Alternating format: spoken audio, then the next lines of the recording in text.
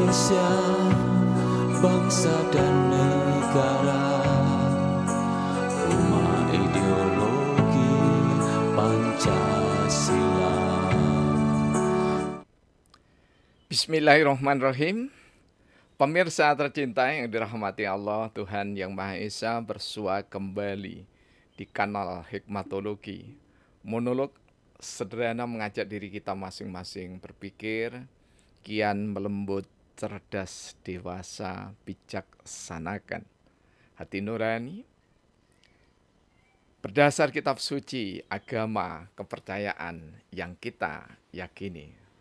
Tentu saja terus-menerus berupaya meningkatkan ketakwaan sesuai dengan ajaran agama masing-masing adalah keniscayaan dan upaya istiqomah menghayati, mempedomani, mengimplementasikan nilai luhur Pancasila niscaya dalam kehidupan sehari-hari. Pemirsa, sore hari ba'dal asar sungguh menarik. Grup WhatsApp yang dikomandani Gus Darman Subakti Sang Raja Wali Al-Sumenevi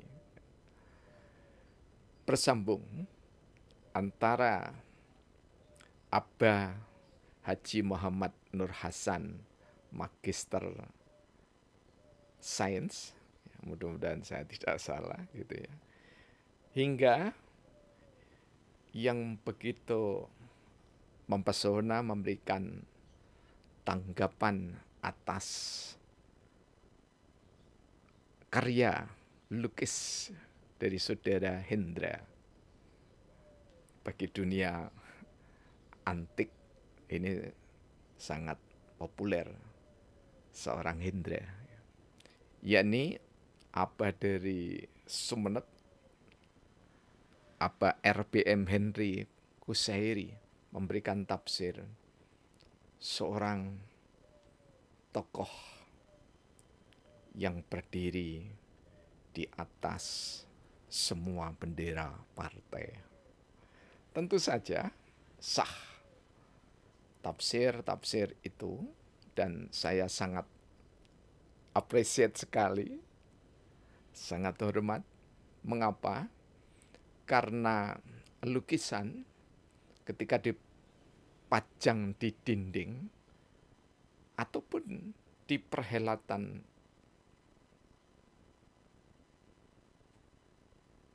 karya seni besar, di pameran, hanya diam. Tetapi justru insan-insan yang memiliki kecerdasan hati nurani, antara lain Abba Henry Kusairi, akan menangkap sesuai dengan perspektif latar pemikiran, termasuk di dalamnya adalah dimensi hikmatologis. Mohon maaf kami tidak menyebut dimensi filosofis ya, karena kalau dimensi filosofis itu dasarnya ya dari otak semata, hanya panca indera. Tetapi ketika kita berbicara dimensi hikmatologis dari hikmah, kemudian kami turunkan menjadi hikmatologi, maka berpikir itu justru dimulai dari kedalaman hati.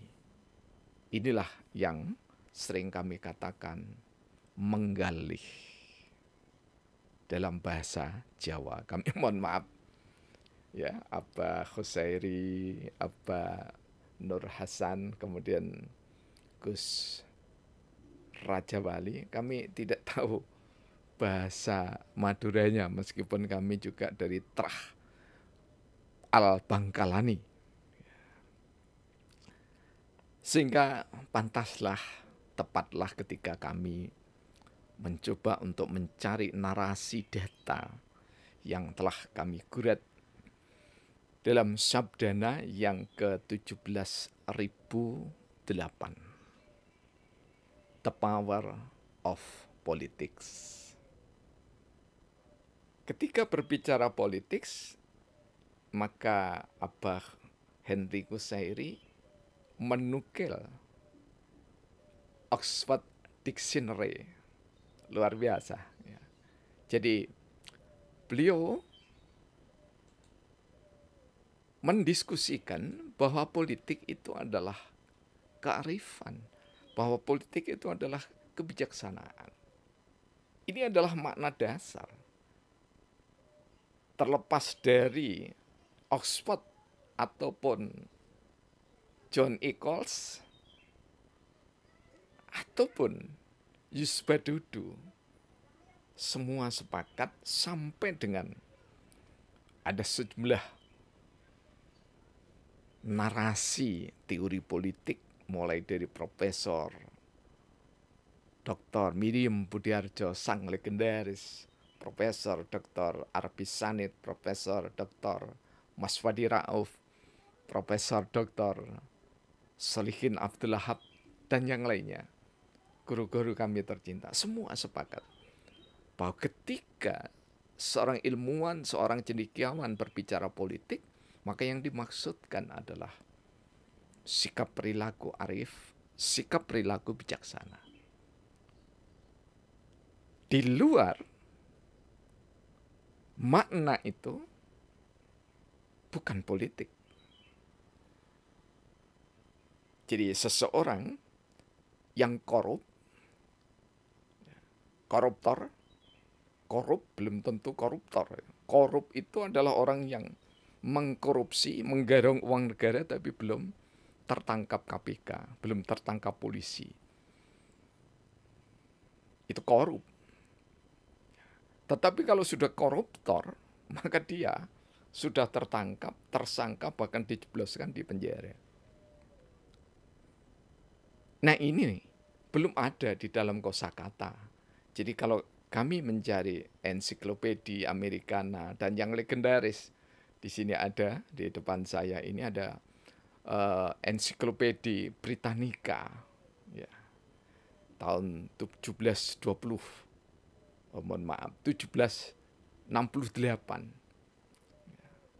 yang jumlahnya 28 insya Allah itu ya. Tidak kita dapatkan KBBI, Kamus Besar Bahasa Indonesia, tidak ada.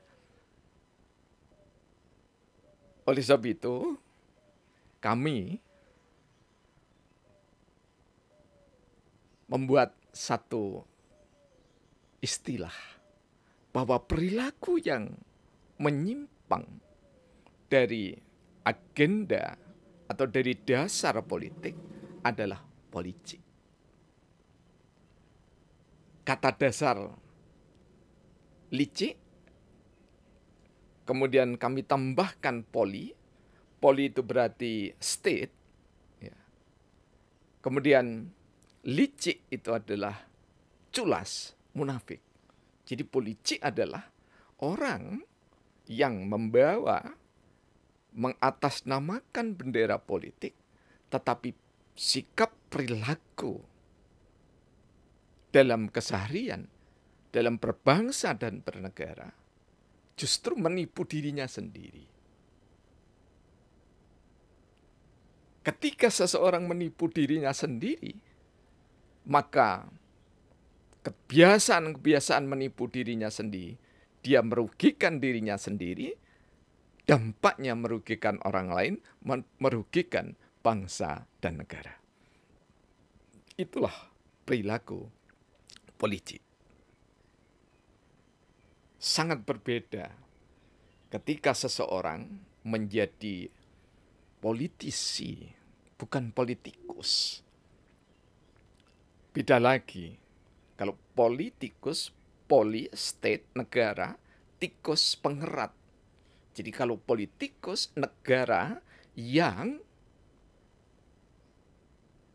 kebanyakan orangnya yang berperan di dalam arena tahta kuasa adalah orang-orang yang hobinya mengerat harta benda negara. Tetapi karena politikus ini juga belum ada teori yang mendasari yang benar-benar seseorang menulis secara akademik maupun akademis, ya. Jadi kalau akademik ya hanya untuk kebutuhan kenaikan jabatan atau golongan begitu ya. Tapi kalau akademis seringkali tidak membutuhkan apa-apa. Biasanya cendekiawan yang menulis ya menulis saja. Bagi yang Islam menulis, berbicara menuju ridhonya Allah Subhanahu wa taala. Nah, terima kasih sekali lagi pada Abah Henry Kusairi bahwa lukisan Hendra tanpa judul ini ya, yakni penari, di situ dilambangkan wanita. Kemudian menari-nari, kalau kita perhatikan jejaknya ada di seluruh warna. Dan warna itu adalah warna kehidupan. Jika kita asumsikan warna kehidupan itu adalah pada sistem demokrasi, maka banyak di dunia ini orang yang menggunakan topeng, berpura-pura baik, berpura-pura soleh, berpura-pura cerdas, berpura-pura familiar, berpura-pura bersahaja. Tetapi sesungguhnya itu adalah kamuflase belaka, kemunafikan belaka. Sangat menarik ketika kami sekedar melihat YouTube dari keponakan kami ya, bahwa ada kaos yang bertulis, ketika Anda mendekat kepada saya dengan membawa derma, saya khawatir Anda adalah calon legislatif. Satu sindiran yang sangat bersahaja namun sangat mengena. Seperti lukisan Hendra ini. Jadi sebenarnya bendera-bendera partai politik itu sedang diinjak-injak, bukan dijunjung tinggi. Dan senang memainkan perannya. Namun wajah aslinya tidak ditampakkan. Jadi tidak sekedar lukisan ini 1, 2, 3 dimensi. Tapi lukisan ini memiliki multidimensi. Dalam makna hikmatologi bahwa ketika kami sambungkan dengan Sabdana yang ke-17.008, The Power of Politics, bagian 1. Kekuatan politik manusia berasal dari Allah Ar-Rahman. Jadi sang pelukis itu, jika kita maknai secara hikmatologis dengan politik, dari hati, lubuk hati yang terdalam, dia melukiskan keadaan yang dijumpai di tengah kehidupan berbangsa dan bernegara. Betapa banyak wajah-wajah culas yang ditutup dengan topeng keindahan. Betapa banyak wajah-wajah yang tidak sidik kalau kita pinjam dari terminologi hadis, di mana sifat wajib ada pada diri Rasulullah Muhammad sallallahu alaihi wasallam. Tidak ada ketika orang memakai topeng. Sama sekali tidak menampakkan bahwa dirinya benar, apalagi jujur. Di dalam sifat sidik Rasulullah, pemimpin yang baik itu bermula dari pemimpin yang sangat benar. Benar perkataannya, karena dari hati, di mana hati itu qalbu mukmin baitullah. Hatinya orang mukmin itu adalah singgasananya Allah.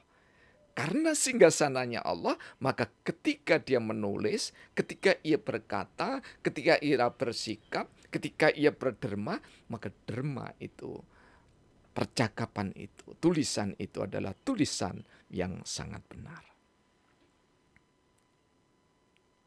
Benar untuk ukuran bangsa Indonesia adalah benar yang sesuai dengan nilai luhur Pancasila.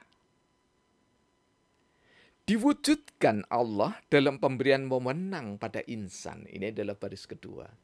Jadi kami memaknai wanita bertopeng ini dengan 7 baris syair. Diwujudkan Allah dalam pemberian wewenang pada insan. Karena wewenang, maka di sini amanah itu ya yang harus melekat pada diri seorang pemimpin adalah harus mampu dipercaya.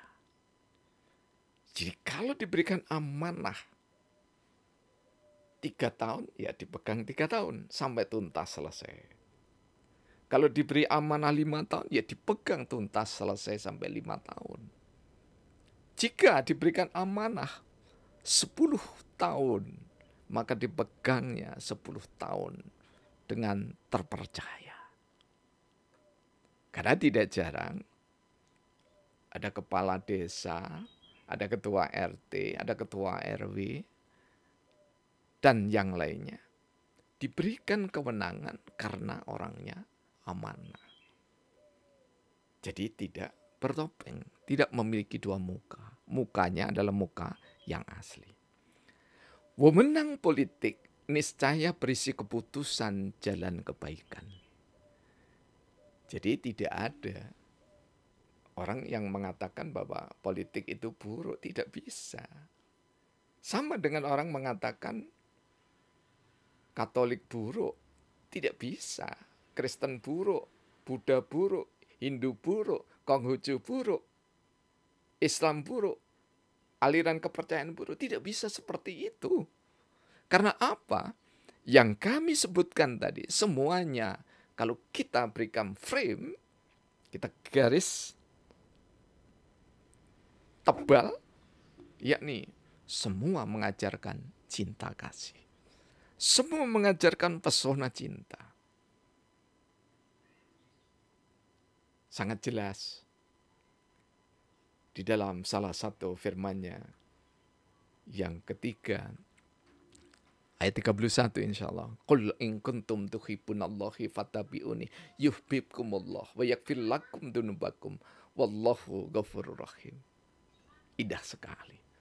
Katakanlah, ini kalau dalam diskusi kecil kami di Halaqah Titian Hikmah bersama Al-Hafidz Kiai Haji Al-Faqih Kiai Haji. Jadi Al-Hafidz karena beliau memang hafal Al-Quran. Al-Faqih karena beliau juga paham benar tentang hukum-hukum fikih. Kiai Haji Masyhuri. Beliau pun merekomendasikan bahwa kul in kuntum dan seterusnya tadi itu adalah fi'il amr. Karena fi'il amr itu adalah perintah. Jadi katakanlah itu bentuk perintah. Jika kamu mencintai aku, maka ikutilah. Ya. Ketika kita mencintai Allah, mengikuti Rasulullah sebagai teladan yang utama, maka kita akan mendapatkan ampunan. Dan siapa yang mendapatkan ampunan? Pemimpin yang mendapatkan ampunan. Tidak akan menari-nari seperti lukisan di sebelah kami ini. Karena dia akan menuntun pada jalan kebajikan.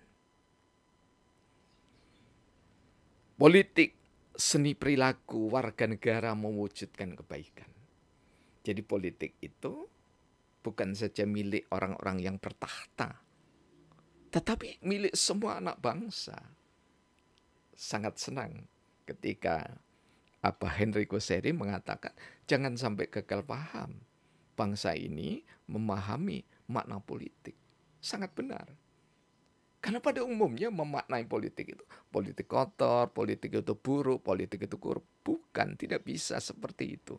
Karena betapapun dirubah satu kebaikan, tidak bisa berubah kecuali yang merubahnya itu harus menjadi jelek dulu.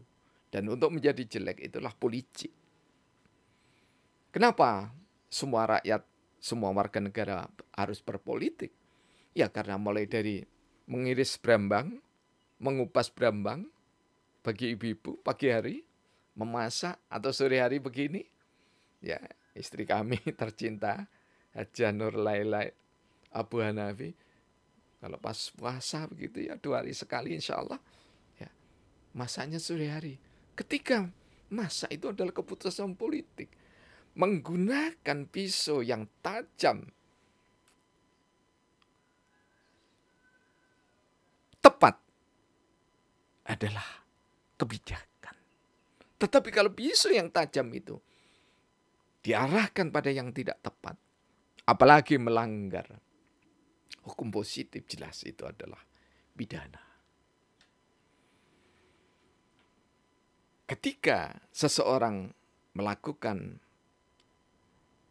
politik sebagai seni perilaku untuk mewujudkan kebajikan, maka dia telah sampai pada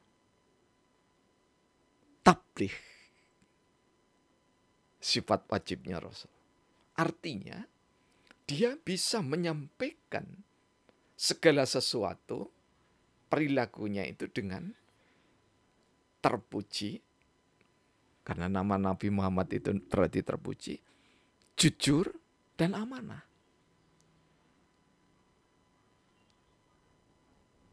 Nah, terhubung dengan penyelenggaraan pemerintahan negara dan kebangsaan.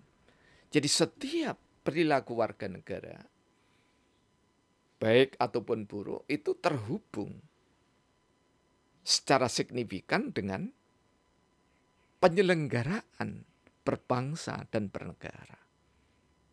Ketika seseorang baik-baik saja, maka polisi tidak menengoknya, kecuali ada lomba. Contohnya lomba sistem keamanan lingkungan. Nah, polisi menoleh gitu ya, karena akan memberikan penilaian. Tetapi yang sering terjadi dalam keseharian adalah polisi atau aparat pemerintah akan menoleh karena perilaku buruk, politik, menyalahgunakan kewenangan, kemudian melanggar haknya tetangga, hidup bertetangga dan yang lainnya. Politik, upaya pribadi hingga negara mewujudkan kebaikan. Untuk bisa mencapai kebijakan yang bagus, ya, yang senantiasa bermuatan kebajikan, tidak terjebak pada politik, maka orang itu harus memiliki, berkaca meneladani sifat wajib Rasul, yakni fatonah. Artinya bahwa dia memang cerdas. Kebijakan itu tidak bisa dipandang dari satu sudut, satu sisi saja, tetapi harus multidisiplin. Karena itu jika ada yang mengatakan bahwa buat apa bangsa Indonesia menyumbang Palestina, toh di negara Indonesia sendiri masih banyak yang miskin. Ini adalah absurditas, pola pikir dan sikap yang sangat-sangat tidak manusiawi. Karena seorang yang baik itu bukan orang yang berkelebihan kemudian baru berderma, tidak demikian. Tetapi orang yang baik dalam terminologi sunnatul Rasulullah Muhammad SAW adalah khairun nas anfa'uhum linnas. Jadi seperti Muhammadiyah membangun rumah sakit dan seterusnya adalah bentuk derma. Tidak berarti meremehkan yang ada di Indonesia. Karena saudara-saudara kami yang dimotori antara lain oleh Ustadz Anas senantiasa menebar kebajikan-kebajikan. Dan kemarin di tanggal 23 beliau bersama tim pimpinan daerah Muhammadiyah Kota Malang ngeluruk tanpa bolo, menang tanpa ngasorake. Surut dirajaya ningrat lebur dening pangastuti. Apa yang dilakukan oleh seorang Anas? Ini saya lihat namanya, saya lupa ya. Namanya Anas ini siapa lengkapnya? Biar saya menghargai beliau lebih lengkap gitu ya. Anas Yusuf ini sarjana pendidikan Islam ya. Rekan kami di Ma'had Abdurrahman bin Auf Universitas Muhammadiyah Malang yang bekerja sama dengan kerajaan Saudi Arabia ya. Jadi saudara kami Anas Yusuf ya, bersama Kokam, Aisyah, Nasihatul Aisyah, pimpinan-pimpinan daerah Muhammadiyah Kota Malang. Ngeluruk artinya apa? Mendatangi, meresmikan, memberikan kunci pada seorang penjaga kantor PDM Kota Malang. Jadi beliau sudah purna tugas tapi diberikan. Jadi menyumbang Palestina atau negara-negara lain tidak berarti mengabaikan yang ada di Indonesia. Tidak bisa seperti itu. Harus tuntas Indonesia baru menyumbang yang lain. Tidak demikian. Toh saudara-saudara kita dari Mesir ya, dan yang lainnya ketika Indonesia merdeka tidak berarti terlalu kaya Mesir memberikan sumbangsih warga negaranya, tetapi memang karena terpanggil khairun nas anfa'uhum linas. Jadi cerdas itu adalah berpikir tidak hanya satu arah, tidak hanya satu ilmu. Jadi walaupun ilmu politik ya harus ada mursidnya. Ini Dr. Hanto, ya Haji Hanto itu mengatakan bahwa kalau tasawuf ada mursidnya, dan saya bilang ilmu politik pun juga wajib ada mursidnya. Kalau tidak memiliki mursid, maka hanya berbekal gadget semata, kemudian nanti referensinya referensi gadget. Tidak berarti referensi dari sini buruk, tidak. Tetapi harus dikontraskan dengan memang karya-karya yang tertulis seperti yang ada di latar kami ini. Dan berguru adalah niscaya. Yang terakhir dari makna karya Hendra ini yakni adalah political power. Niscaya tak bersentuhan dengan keburukan. Jadi kekuatan politik itu wajib tidak bersentuhan dengan keburukan. Bagaimana kekuatan politik itu bersentuhan dengan keburukan? Karena politik itu berasal dari Al-Malik, Al-Qudus, As-Salam, Al-Muhaimin, Al-Mu'minun. Surah Al-Asr di ayat-ayat yang terakhir hanya ada sifat-sifat Allah. Dan Profesor Dr. Abi Quraish Shihab bertutur dengan sangat indahnya bahwa satu-satunya kata yang berkaitan dengan kekuasaan hanya ada di dalam Khawatim atau akhir surah Al-Hasr, surah ke-59. Jadi bahwa Wallahu alladzi la ilaha illahu Al-Malikul Qudusus Salamul Mukminul Muhaiminul Azizul Jabbarul Mutakabir Subhanallahi amma yusrikun. Ini satu-satunya. Jadi kalau Al-Malik, orang yang diberikan amanah, maka dia, simpul kajian kami, harus terpuji. Apalagi jika Anda orang Islam, jika kita orang Islam. Merujuk pada nama Nabi Muhammad sendiri. Al-Malik itu, political power itu harus amanah. Bisa dipercaya. Ada atau tidak ada pengawasnya.